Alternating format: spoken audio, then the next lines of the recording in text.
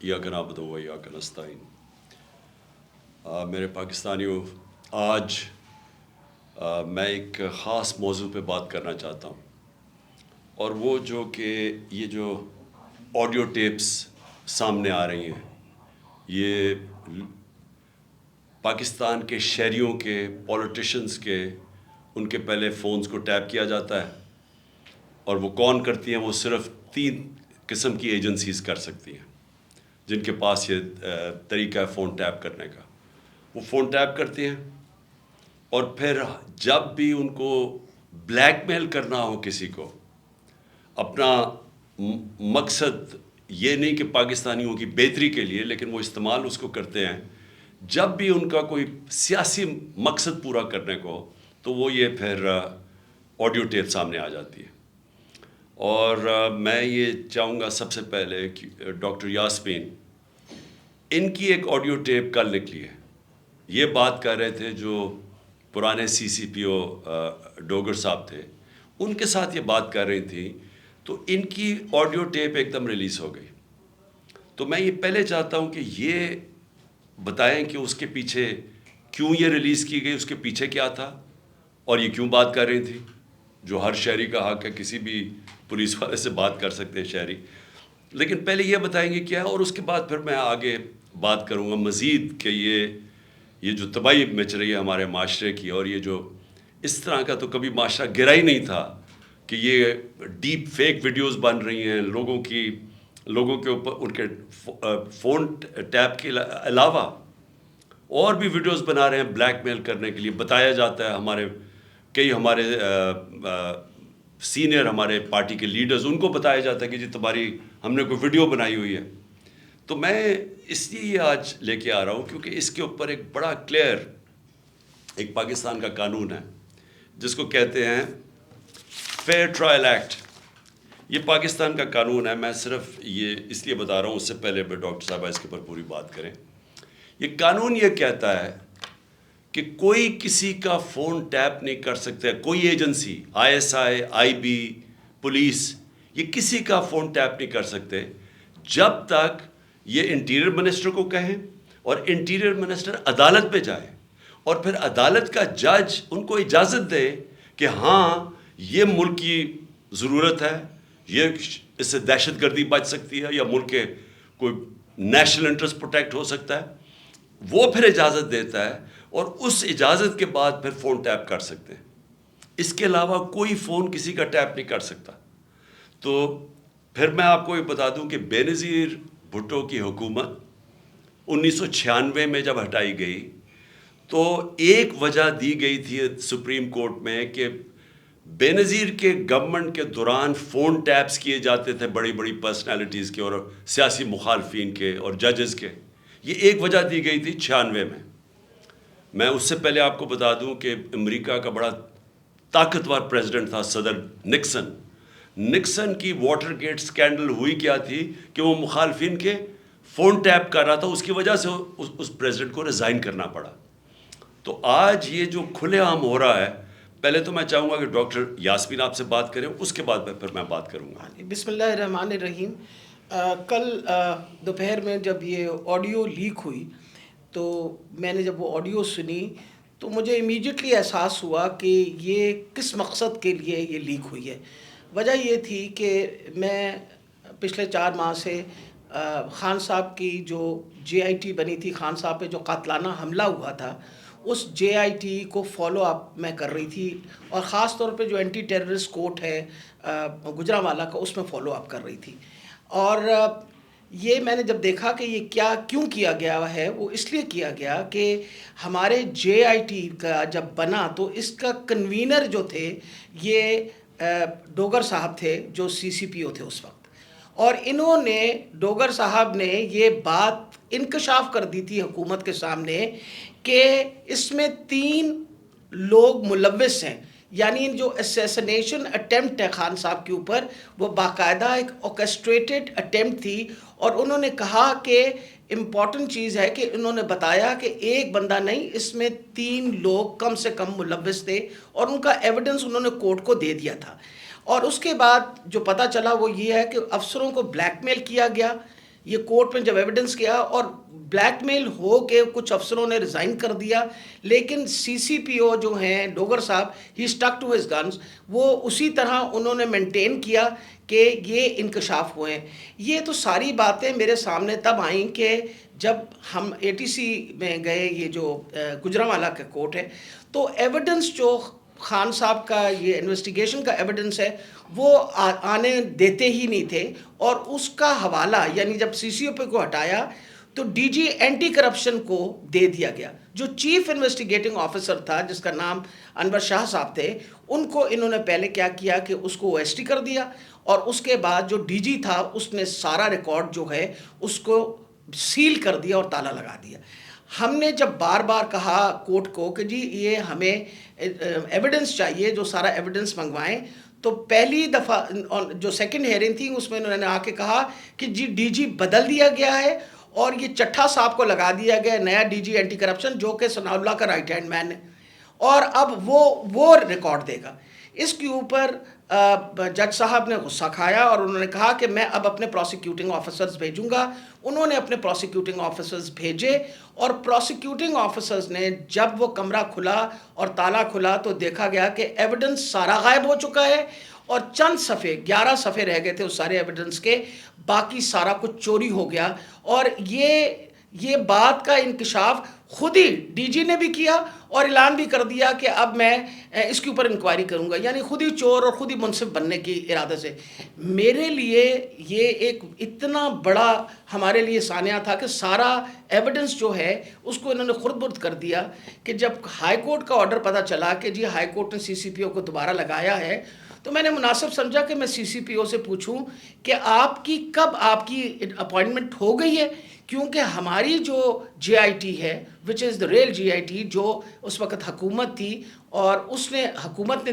یہ سارا کچھ کیا تھا, جے آئی ٹی بنائی تھی وچ از a legal J I T, تو ہم نے تو آلریڈی اس پہ ہمیں ٹرسٹ تھا کہ یہ بندہ جو ہے. تو میں نے ان سے پوچھا کہ آپ کب تک جوائن کر رہے ہیں, تو انہوں نے کہا جی ابھی تک میرے آرڈرز نہیں آئے. وہ آپ نے سارا ٹیپ سنا جس کے اندر کوئی ایسی بات نہیں پوچھی گئی. اس میں مجھ سے سوال پوچھے گئے کہ کنسرن کیوں تھا. ارے بھائی مجھے کنسرن نہیں ہوگا تو کیوں نہیں کنسرن ہوگا؟ وجہ یہ ہے کہ خان صاحب کے اوپر قاتلانہ حملہ ہوا, خان صاحب کی ساری جو انویسٹیگیشن ہے ان کے آپ نے بندے بھی غائب کر دیے, اس کے بعد جن لوگ جو ایویڈنس ہے اس کو بھی غائب کر رہے ہیں آپ. تو ہمیں تو بالکل کسی طریقے سے کسی اور پہ ٹرسٹ نہیں تھا, اور ہمیں امید تھی کہ اب سی سی پی او کے واپس آنے سے, یعنی ڈوگر کے واپس آنے سے, ہم دوبارہ اپنا جے آئی ٹی جو ہے وہ شروع کر دیں گے. میں سخت مذمت کرتی ہوں. میں نے خان صاحب کے سامنے آ کے بتایا کہ جی مجھے اتنی تکلیف ہوئی کہ جی فیئر ٹرائل ایکٹ کے مطابق میں ایک سٹیزن ہوں اس پاکستان کا, میرا وہ چادر اور چار دیواری تو جو پامال کرنی تھی ان لوگوں نے, ہم خواتین کے لیے تو ہم ساری عورتیں جو ہیں ان کے شر سے نہیں بچ سکتے. جس طرح ان لوگوں نے ٹیپنگ کرنی شروع کر دی ہے, وجہ یہ کہ جس طرح آپ نے فرمایا فیئر ٹرائل ایکٹ کے مطابق یہ کیسے ٹیپ کر سکتے تھے ہمیں, ہاؤ کوڈ ہی ٹیپ, کیا انہوں نے اجازت لی تھی؟ کیا یہ ثناء اللہ جو انٹیریئر منسٹر ہے یہ کسی جج کے پاس گیا تھا, اس نے جا کے جج سے اجازت لی تھی؟ I want to know about it. اور میں انشاءاللہ خان صاحب کو بتایا کہ میں کورٹ میں جا رہی ہوں, اور میں کورٹ کے اندر سے جا کے یہ سارے سوالوں کا جواب دوں گی کہ یہ آئی ایس آئی بی یا پولیس میں سے کس نے ٹیپ کیا اور پھر کس طرح ریلیز کیا. کیونکہ میں یہ سوچتی ہوں کہ میرا جو بنیادی انسانی حقوق ہیں, جو میرا رائٹ ہے, وہ اس کے اوپر بہت بڑا حملہ ہوا. جی شکریہ ڈاکٹر یاسمین. میں آج اپنی سپریم عدلیہ سے مخاطب ہوں. 4 مہینے پہلے میں نے سپریم کورٹ کے اندر اسی فیئر ٹرائلز ایکٹ کے تحت میں نے ایک پٹیشن دائر کی تھی, اور اس میں وہ پٹیشن کیا دائر کی تھی کہ ٹیپس نکلیں, آڈیو ٹیپس نکلیں کہ میں جب پرائم منسٹر تھا, میرے پرائم منسٹر ہوتے ہوئے میری جو بات چیت کر رہا تھا میں اپنے پرنسپل سیکرٹری سے, وہ میری آفیشیل لائن تھی, اس لائن کا ٹیپ کیا گیا, اور جو میری اعظم خان سے بات ہو رہی تھی اس کو ڈاکٹر کر کے اور اس کو ریلیز کیا گیا. اس کے علاوہ بشرا بیگم وہ آفیشیل لائن سے کسی سے بات کر رہی تھی, ان کی بھی ٹیپ کر کے وہ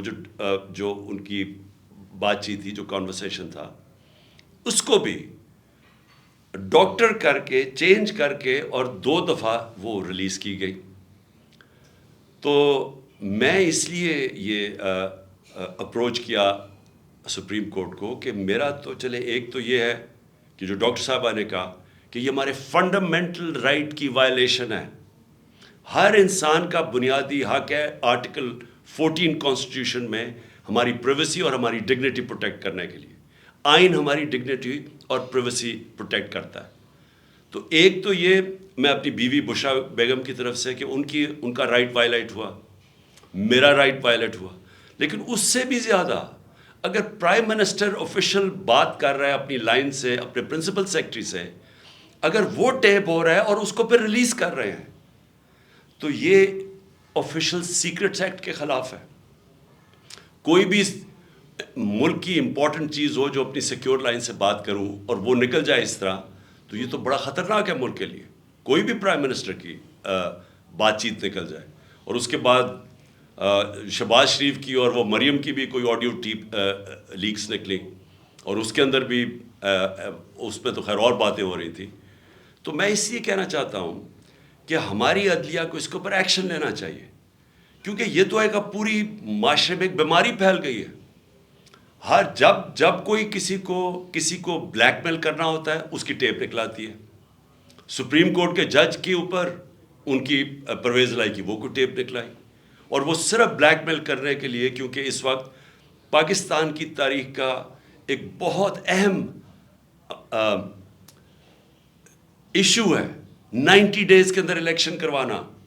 یہ ساری قوم اب دیکھ رہی ہے کہ کیا آئین کے اوپر ہماری عدلیہ 90 ڈیز میں 90 دن میں الیکشن کروا سکے گی یا نہیں کروا سکے گی. اور یہ اب عدلیہ کو بلیک میل کرنے کے لیے کوشش کی جا رہی ہے. اور انٹیریئر منسٹر,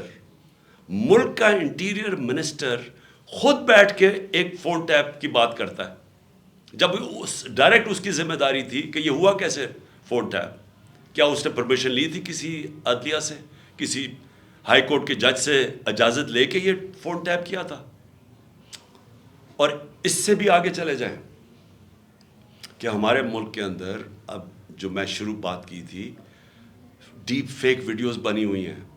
جو بلیک میل کیے جا رہے ہیں. میں 3 اپنے سینئر پارٹی لیڈرز جانتا ہوں جن کو بلیک میل کیا جا رہا ہے. اس کے بعد سب کو یاد ہے کہ مریم نواز نے بیٹھ کے ایک اناؤنس کیا کہ میرے پاس آڈیو ٹیپس ہیں یا ویڈیو ٹیپس ہیں ججز کے اوپر, ارشد ملک کا جو کیس تھا. اس کے بعد ریٹائرڈ جسٹس ثاقب نثار کی ایک آڈیو ٹیپ نکلی جو بعد میں پتہ چلا کہ فیک تھی, یعنی جوڑی ہوئی تھی, جو ڈیپ فیک تھی, یعنی اس کو پیس ٹوگیدر کیا ہوا تھا. اور اس کے علاوہ اب تو جنرل باجوہ نے بھی کہہ دیا کہ میرے پاس ٹیپس ہیں. تو یہ کیا اس ملک میں کنٹرول کرنے کے لیے, لوگوں کو بلیک میل کرنے کے لیے سب کچھ ہو رہا ہے؟ اور اب ٹیکنالوجی ادھر چلی گئی ہے تو یہ تو کوئی بھی اب کر سکتا ہے. آپ ڈیپ فیک ویڈیوز جو ہیں اس کی کبھی ٹیکنالوجی دیکھ لیں, کسی کے اوپر بھی آپ یہ ٹیپس بنا سکتے ہیں اور آپ ان کو بلیک میل کر سکتے ہیں. تو اس لیے میں ریکویسٹ کروں گا اپنی سپریم کورٹ کو کہ 4 مہینے پہلے میں نے یہ پٹیشن دائر کی تھی. ایز ایکس پرائم منسٹر میری سیکیور لائن کو ٹیپ کر کے اور پھر اس کو ڈاکٹر کر کے پبلک میں دکھایا گیا, اور پھر یہ جو بار بار بلیک میل کرنے کے لیے کہ جی ہم آپ کی فون ٹیپ کر کے آپ کی کوئی ٹیپس نکال دیں گے. اور یہ جو ڈاکٹر یاسمین کا ہوا یہ اس لیے امپورٹنٹ ہے کہ ان کا یہ صرف اور صرف یہ جو انکوائری ہو رہی ہے, یہ جو جے آئی ٹی کی انکوائری ہے میرے اوپر جو قاتلانہ حملہ ہوا تھا, صرف اس کو اب سیبوٹاج کرنے کے لیے کیا گیا ہے. کیونکہ سارے آفیسرز کو انہوں نے ڈرا دھمکا کے جو جے آئی ٹی کے تھے ان کو تو پیچھے ہٹا دیا. جو 2 آفیسرز رہ گئے تھے جس میں ایک یہ سی سی پی او ڈوگر تھے جو ہیڈ کر رہے تھے انکوائری, یہ رہ گئے تھے جو کھڑے تھے اور عدالت میں جا کے یہ بتا رہے تھے کہ یہ جو فائنڈنگز ہے جے آئی ٹی کی اس میں واضح ہو گیا کہ وہ جو سارا انہوں نے پہلے سے سازش کی ہوئی تھی کہ جی ایک شوٹر ہے, دینی انتہا پسند ہے, وہ سب خود کچھ ختم ہو گیا. کیونکہ جے آئی ٹی میں عدالت میں جا کے جو فائنڈنگز دی ہیں کہ 3 شوٹر تھے اور یہ پورا پلان کر کے ہوا تھا. تو اس کو ختم کرنے کے لیے، ڈوگر کو ہٹانے کے لیے یہ اب نکلی ہے. جس طرح سپریم کورٹ کے جج کو پریشرائز کرنے کے لیے وہ رانا ثناءاللہ نے وہ نکالی ہے، وہ جو بھی آڈیو، اب یہ ڈوگر کو ہٹانے کے لیے کر رہے ہیں. اور اس میں جو اصل خوفناک بات یہ ہے کہ انہوں نے اپنے آفیسرز پوسٹ کیے یہاں. یہ جو چٹھا اس کو خاص لے کے آیا اینٹی کرپشن کا ہیڈ بنانے کے لیے، جو ہمارا سخت مخالف ہے، ان آفیسرز کو یہاں الیکشن کمیشن نے ایک ہی دن میں ان آفیسرز کو ساروں کو ٹرانسفر کر کے یہاں کیا، اور یہاں سے آفیسرز ٹرانسفر کیے. وہ سارے آفیسرز 23 میں سے 17 آفیسر ہیں جنہوں نے ہمارے 25 مئی کو ہمارے پر تشدد کیا. یہ جو سی سی پی او انہوں نے لگایا ہوا کامیانہ، اس کے ڈاکٹر یاسمین نے ایویڈنس دی ہوئی ہے کہ 25 مئی کو جو ہمارے لوگوں پہ تشدد کیا گیا اس میں یہ کامیانہ کا نام دیا گیا. اس کو فوری طور پہ لے کے آئے ہمارے اوپر پھر دباؤ، جھوٹی ایف آئی آرز کیسز کرنے کے لیے، ڈرانے دھمکانے کے لیے، ورکرز کو ڈرانے کے لیے. تو یہ تو کوئی نیوٹرل کیئر ٹیکر گورنمنٹ ہی نہیں ہے. اور یہ تو گورنمنٹ آئی ایک ایجنڈا کے اوپر ہے کہ بجائے ہم اپنی گورنمنٹ ہٹا رہے تھے، ہم نے ڈیزالو کی. مقصد تو یہ تھا کہ پاکستان میں الیکشن ہو تاکہ یہ جو معاشی بحران ہے اس سے ہم نکلیں. ہمارا تو یہ مقصد تھا. یہ مقصد تو نہیں تھا کہ اس گورنمنٹ کو ہٹا کے یہ سارے جو ہمارے مخالف وہ لوگ جنہوں نے ہمارے اوپر تشدد کیا ان سب کو اوپر لے آئیں. اور جو جے آئی ٹی میرے اوپر بنی تھی، جو پنجاب گورنمنٹ نے بنائی تھی، اس جے آئی ٹی کو سیبوٹاج کریں اور آ کے اس کا ریکارڈ پہلے سیل کریں اور پھر ریکارڈ میں سے سارا ریکارڈ غائب کر دیں، صرف 11 صفحے رہ جائیں اس کے.